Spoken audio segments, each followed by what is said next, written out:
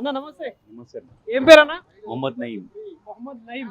ఏం చేస్తుంటారు? పూల వ్యాపారం. ఆ, ఎప్పటి నుండి చేస్తున్నారు బిజినెస్? చిన్నప్పటి నుంచి చిన్నప్పటి నుండి చేస్తున్నారు. ఎట్లుంటది వ్యాపారం? ఎట్లుంటది ఇది? బాగానే ఉందన్న. ఆ? ఎక్కడ నుండి తెచ్చుకుంటారు పూలు? పూల మార్కెట్ ఎక్కడ అది? మన మెహదీపట్నం. మైదపట్నం అత్తాపూర్. నుండి తెచ్చుకుంటారు. అత్తాపూర్. ఓకే. ఇన్కమ్ ఉంటుందా అని? ఉంటుంది. డే మొత్తం ఉంటారు కదా. అవును. ఎంత వస్తుంది? మాకు జీతం ప్రకారం నేను పనిచేస్తాను. అంటే మీరు వర్కర్ లెక్క అవును. చేస్తారా? ఓకే. సాలరీ ప్రకారం అవును. ఉంటది. ఓకే.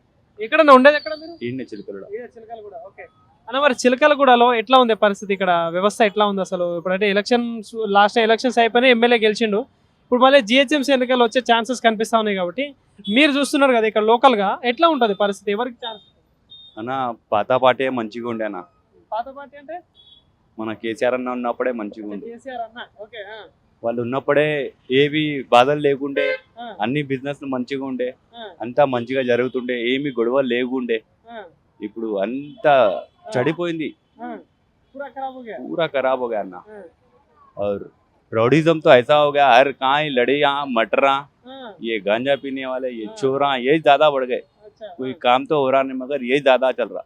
రీసెంట్ గా ఇదే ఏరియాలో ఒక हाँ, అబ్బాయిని చంపేశారు కదా. परसों में एक मर्डर हो गया. ఆ, अभी वो मर्डर करके भी अभी उन्हें रुआब से भी चोरी बता लेते हुए फिर रहा था. ఆ. ये ज्यादा हो गया, ఓకే. कारोबार हम पूरे खराब हो गए. ఆ. अब ये लेडीज के लिए वो बसा का निकाल के ऑटो वाले परेशान, ऑटो वालों को परेशान, ओला उबर वाले परेशान, सब परेशानी चाहे कारोबार మరి ప్రజాపాలన అంటున్నారు, 6 గ్యారెంటీలు పథకాలు ఇస్తున్నాం అంటున్నారు కదా మరి. అనా ఇప్పటి వరకు ఏమి ఎవరు తీసుకోలే. ఇప్పుడు మేము ఎట్లా చెప్పాలో వస్తాయని, ఆ, తీసుకుంటే చెప్పొచ్చు అవనా ఇస్తున్నారు అని. ఇస్తున్నారు అని చెప్పొచ్చు. ఓకే. ఇప్పుడు ఎవరు ఇప్పుడు వరకు అయితే ఎవరికి దొరకలే, దొరికినప్పుడు అదే చెప్పొచ్చు. అంతేనా?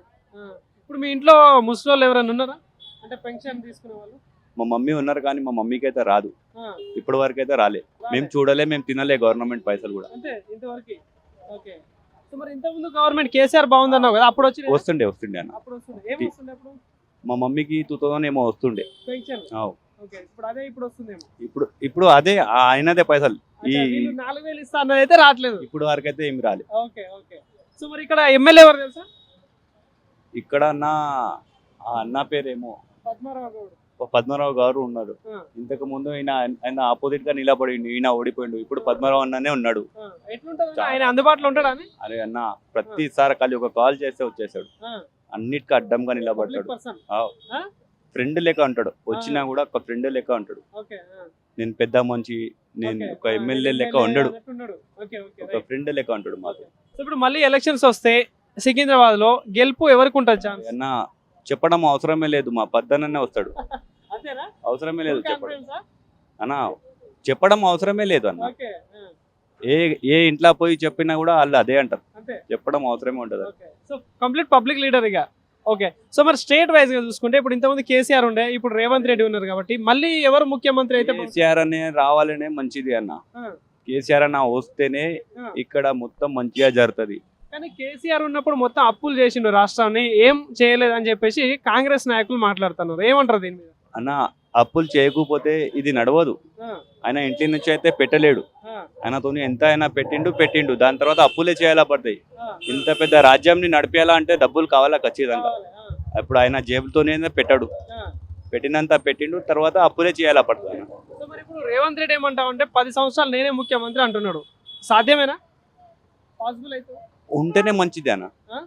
ఆయన రేవంత్ రెడ్డి అన్న ఉంటే ఇప్పుడు దాకా ఏమి చేయాలన్నా, ఆ.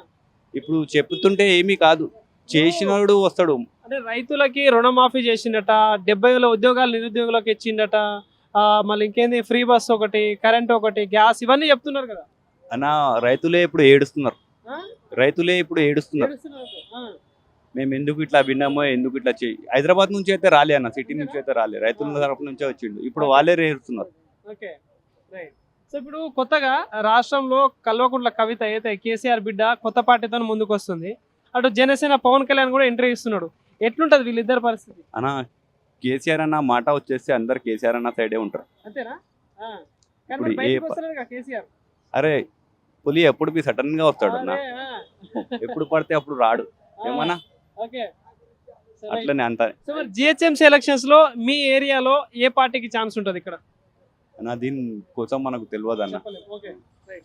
Thank you.